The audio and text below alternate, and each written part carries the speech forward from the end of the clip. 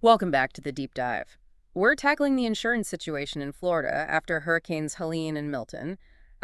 We've got a stack of articles, and well, let's just say it's pretty wild what some folks are going through. Absolutely. That's a complex landscape out there. So, two hurricanes back to back, bad enough, right? But this article about Bridget Bello, this is what got me. She had all the insurance flood, hurricane, you name it, and she's still caught in insurance limbo.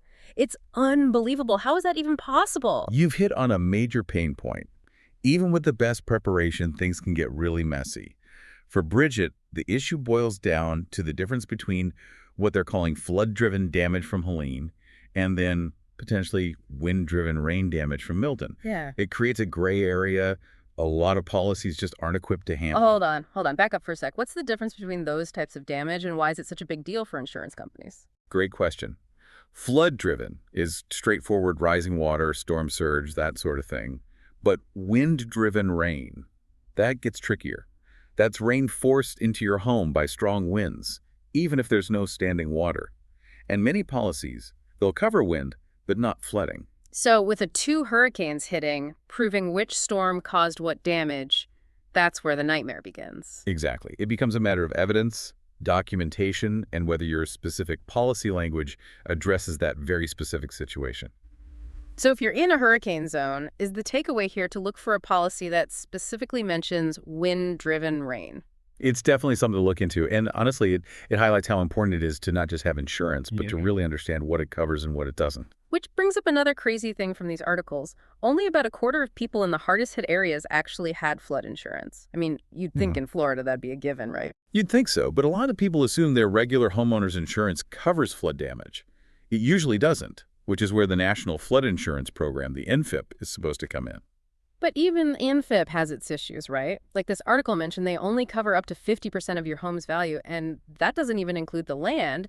It seems almost pointless who can rebuild on that. Yeah, that's a big limitation. That 50% cap is there, partly because the NFIP has to balance covering claims with, well, staying afloat themselves, but it often puts homeowners in a terrible spot.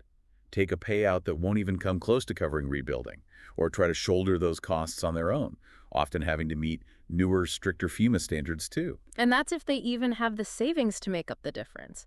You can see how this pushes people into impossible situations. Like this article about Patty Drew, an 81-year-old woman, no homeowner's insurance, and she lost everything in the floods. And unfortunately, Patty's story is becoming more and more common.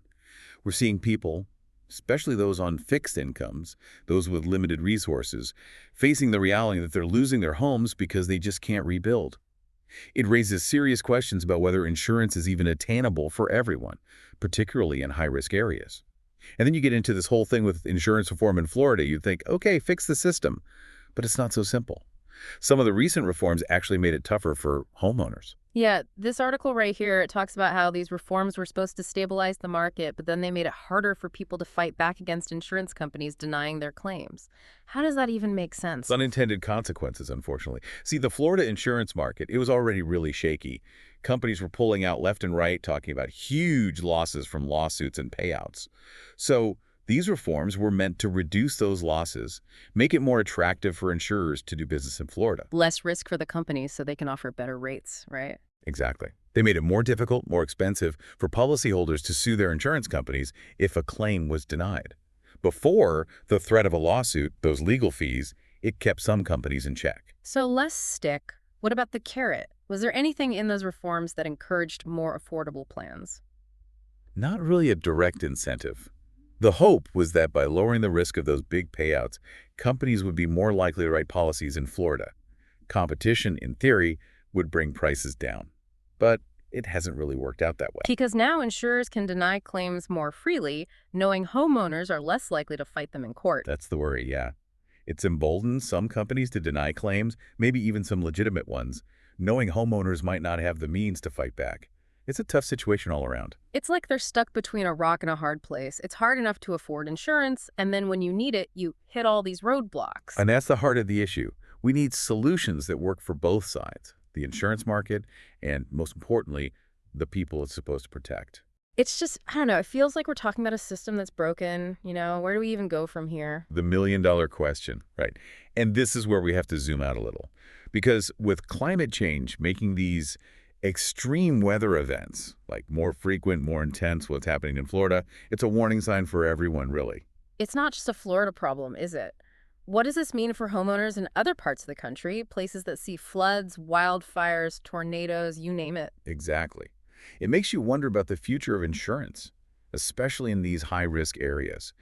If having comprehensive coverage still isn't enough to protect people, to prevent financial ruin, then we need to be thinking about some other solutions, and fast. So what are those other solutions? What are the experts suggesting? There are a lot of ideas out there, and it's messy. Some people say we need to beef up these government-backed programs like the NVIP, maybe revisit those coverage limits, make sure it's financially sound for the long haul. More government support, basically, Yeah. to help stabilize things. Yeah, it's one approach. Others say the focus should be on incentivizing those private insurers to stay in the game, maybe through government subsidies or reinsurance programs that would share some of the risk. A safety net for the insurance companies themselves. Exactly. And then there are those who think the solution lies in stricter building codes, land use policies. The thinking there is to minimize risk from the get-go, discouraging development in hazard-prone areas, incentivizing more resilient building, that kind of thing. So shifting from reacting to disasters to actually trying to prevent the worst damage from happening in the first place. Exactly. But the thing is, there's no one right answer. It'll take a multi-pronged approach. Policymakers, the insurance industry, homeowners themselves, everyone needs to be on board. So where does that leave our listeners? I'm guessing they might be feeling a little overwhelmed by all of this. What's the key takeaway you want them to walk away with today? I'd say the biggest thing is to be informed. Don't just assume you're covered. Read your policies. Really understand them, know your risks, and don't be afraid to ask your agent or your insurance company to clarify anything that's unclear. You have to be your own advocate. Absolutely. And as we've seen with these stories from Florida that can make all the difference, this has been a real eye-opener and a good reminder that even with all the uncertainty around us, knowledge and preparedness are powerful tools. Thanks for diving in with us. Until next time, stay curious.